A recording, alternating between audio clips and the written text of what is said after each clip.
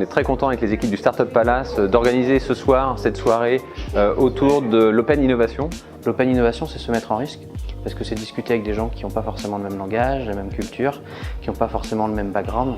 Et ça, c'est quelque chose qui est important. Cette notion de risque, elle est vraiment forte. Le but de ces démarches, c'est quand même de permettre à ces entreprises d'avoir des relais de croissance. Et on n'est pas là juste pour faire joujou avec des startups. C'est pas qu'une des opérations de communication. Les démarches d'Open Innovation dans le groupe datent déjà depuis un petit moment. En fait, ça fait plus de 10 ans qu'on travaille avec des startups, qu'on travaille avec des groupes partenaires.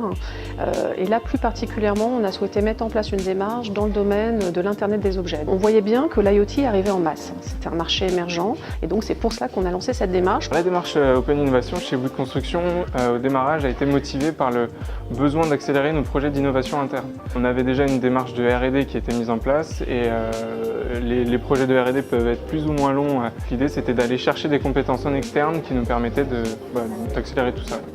Donc l'intérêt pour des grands groupes, c'est de venir regarder ce qui se passe dans ces boîtes-là, s'en inspirer. Alors ça peut être d'inspiration sur les postures, mais c'est aussi intéressant de voir que c'est d'inspiration sur les modèles économiques. Il doit y avoir un travail d'acculturation, de mise en empathie des personnes des grands groupes avec les startups, mais aussi vice-versa, pour qu'ils apprennent à se comprendre, parce que s'ils ne se comprennent pas, s'il n'y a pas de langage commun, ça peut paraître une labellissade, mais ça ne marchera pas. En tant que grand groupe, on apporte la robustesse à la start-up, on apporte aussi l'exigence. Ce que ça nous apporte aussi, c'est à l'inverse, tout l'état d'esprit, ce fameux mindset de l'entrepreneuriat qui est très important pour nous en interne.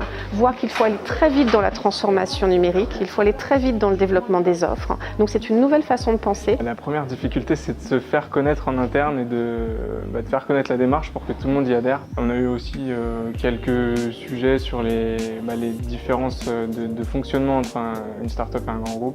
Effectivement, il y a un délai entre le grand groupe et la start-up.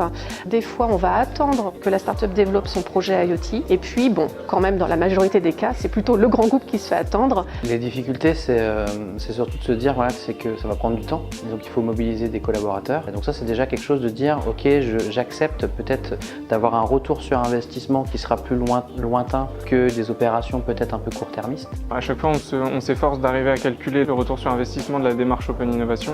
Donc on est arrivé sur l'année 2017 du coup à 3 millions de ROI et à côté de ça à 70 offres différenciées auprès de nos clients.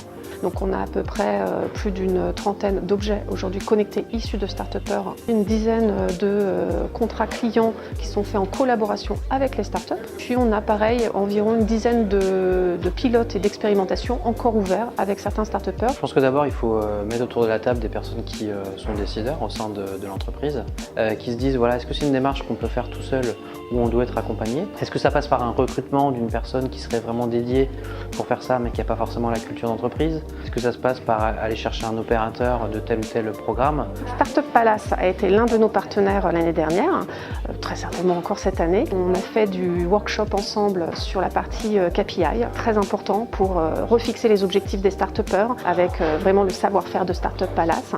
Et puis on a aussi soumis les start-upers à du hard coaching, donc ensuite ils étaient rappelés tous les 15 jours par une personne privilégiée chez Startup Palace, donc chacun avait leur correspondant pour faire avancer leur dossier et voir justement si les KPI étaient atteints ou pas.